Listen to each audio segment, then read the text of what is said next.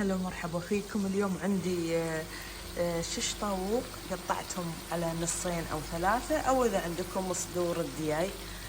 حطيت زبدة أو زيت زيتون، نخليهم بالمقلاة على نار هادية يتقلبون. طبعا عندنا مكونات كثيرة ملفوف، الجزر. بعد ما نحمرهم قلبتين على بعض راح ننزل البصل الثوم. والحين بعد ما قلبت الدياي حطيت البصل وحطيت الملفوف، هذا البصل والملفوف والثوم والفلفل البارد الأخضر وعندي فلفل الأحمر وعندي الجزر، مكعب المرق، وناخذهم مع بعض ونحمس على نار هادية.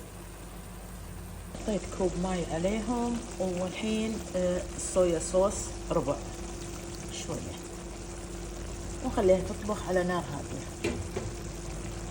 الطبق جاهز وخالص. الدياي طبعا مستوي، نحط قفشتين جبن السائل، وعندي هذا الكريمة، وعندنا البطاط مقلي.